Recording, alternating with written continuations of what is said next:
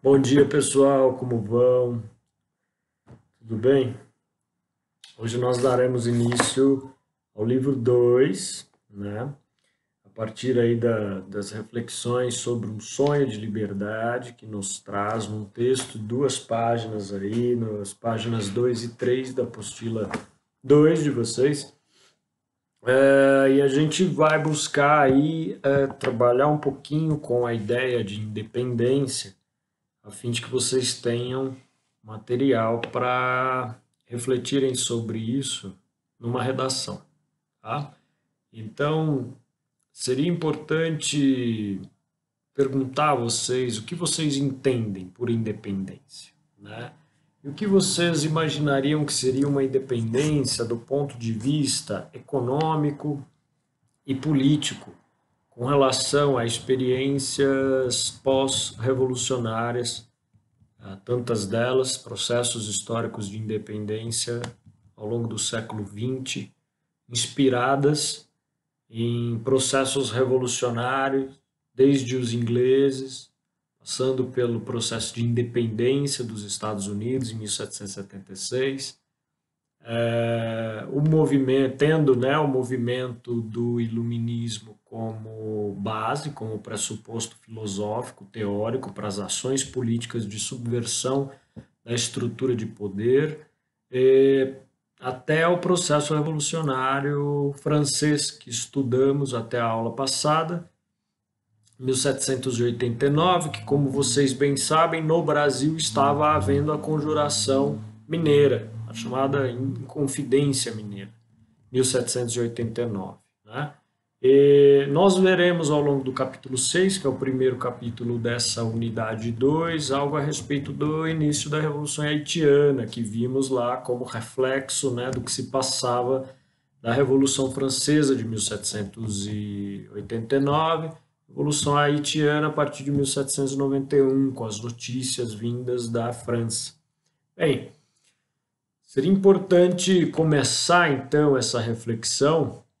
Como vocês devem lembrar, a independência dos Estados Unidos ela ganha aquele símbolo da liberdade, da Estátua da Liberdade. Isso tem um pano de fundo que é o da independência, né? O que é ser independente, do ponto de vista pessoal ou em termos de um país, do ponto de vista econômico, político, o que nos faz pensar no contraponto a essa independência, que seria a noção de dependência. E aí a dependência colonial, né? Lembrando que a gente vai passar a estudar com esse novo livro a independência da América Espanhola. Né? Depois, num outro capítulo, a independência da América Portuguesa. É importante lembrar que, em relação ao Brasil, por exemplo, Brasil é algo que tem aí uns 200 e poucos anos, né? Não tem 500 anos, porque antes disso que havia uma América Portuguesa, não era Brasil. E eu acho que eu já cheguei a comentar sobre esse tipo de coisa com vocês em sala de aula. Então, a gente vai realizar aí a leitura dessa abertura de unidade, né, chamando atenção aí para os marcos apresentados nessa linha do tempo. Seria importante comentar com vocês que, para muitos historiadores, os processos de independência na América Ibérica representam aí acontecimentos importantes na história contemporânea, sobretudo quando refletidos à luz dessas experiências pós-revolucionárias, né? Pós-revolucionárias, vivenciar revoluções, né, europeias, né? Ou seja, né, a cultura imperialista napoleônica, o liberalismo português, o industrialismo britânico, né? Alguns exemplos aí de formas diferenciadas, né, que interferiram aí na dinâmica dos processos de independência americanos, como estávamos comentando, de 1776, e na configuração também dos nacionalismos formados a partir do século XIX. A gente vai ver com relação à América Espanhola, que acabou se fragmentando, compondo aí vários países, como Argentina, Bolívia, enfim, e também a América Portuguesa, pelo contrário, que manteve a unidade, né? O Brasil, esse país de tamanho continental, né?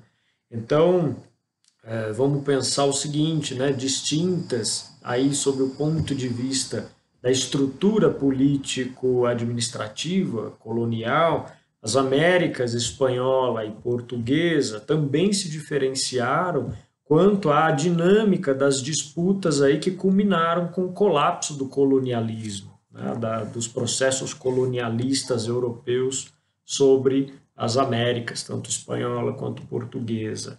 Além disso, é possível observar distinções também em relação à estrutura, né, dos domínios territoriais, tornados aí ao longo do tempo independentes.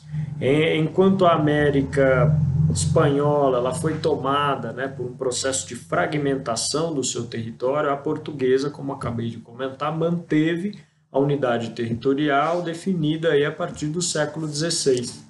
Né?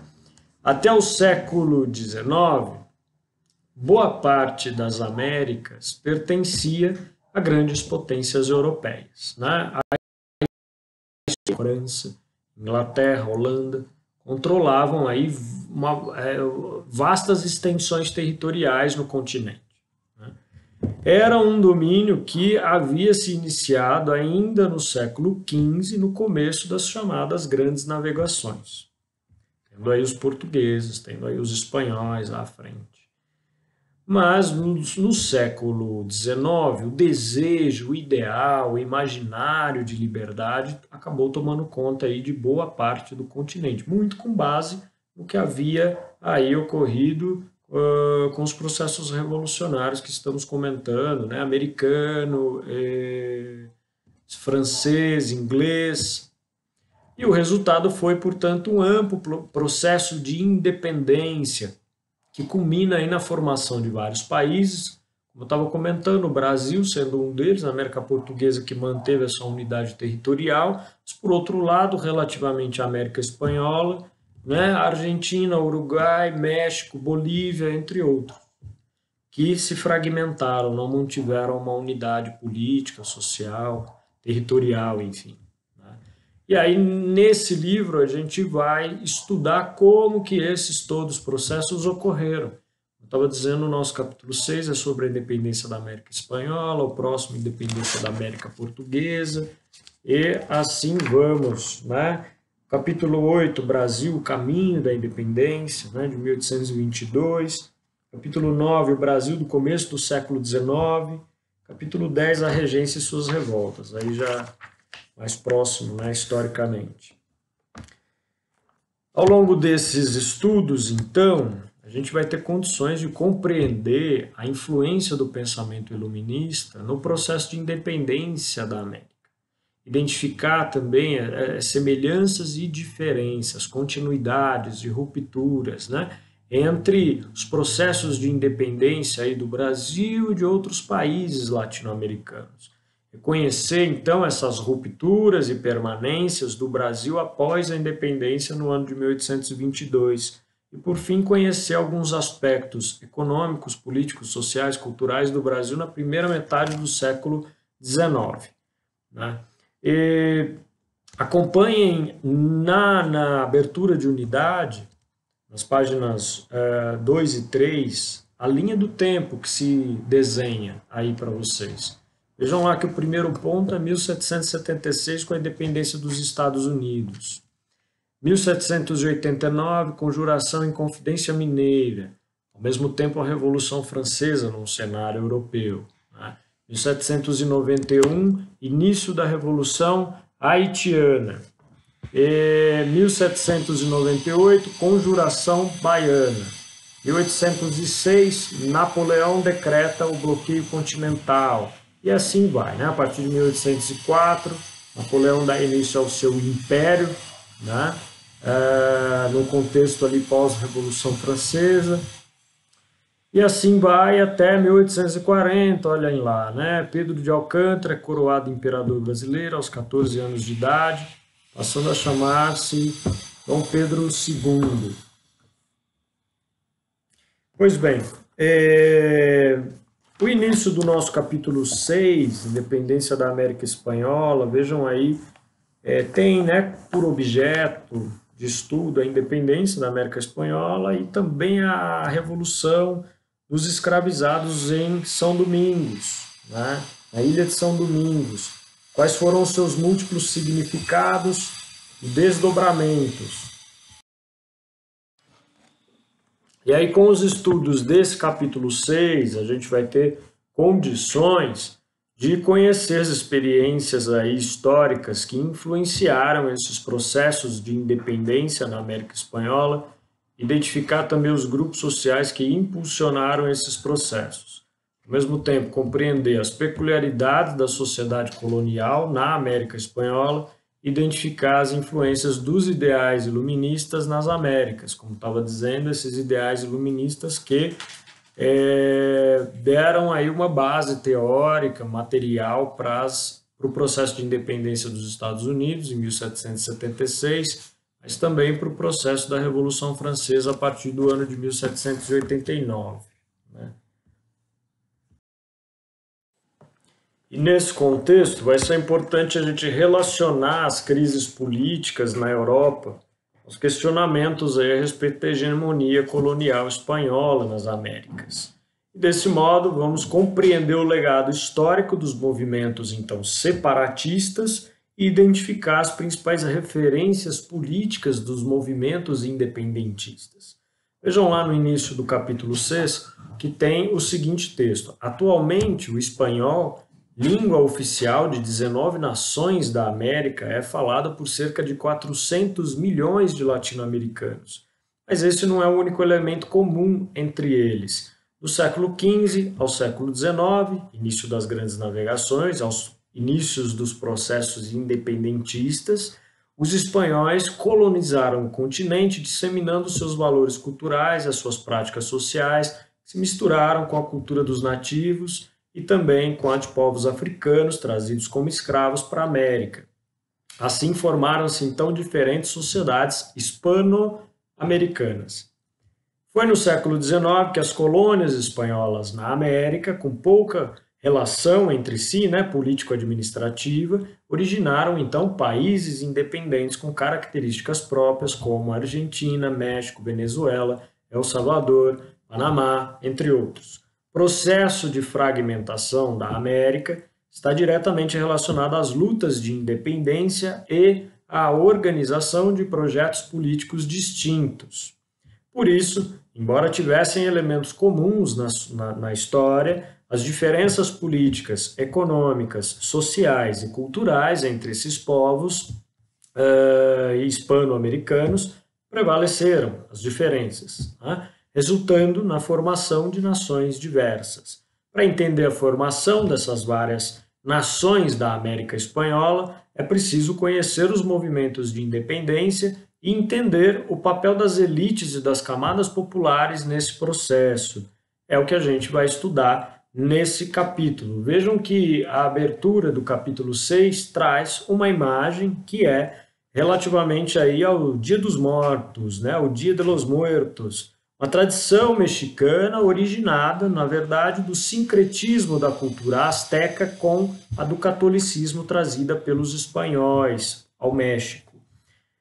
No Dia dos Mortos, né, são realizados aí rituais ao mesmo tempo católicos e indígenas, daí o aspecto do sincretismo, dessa mistura, esse mosaico de tradições e culturas que forma, no fim das contas, o jeito de ser, né, aquilo que em grego chamaríamos de ethos de uma nação, rituais então católicos e indígenas feitos pelas almas das pessoas que já morreram, né? E na foto aí a gente tem a comemoração do Dia dos Mortos na cidade de Morelia, no México.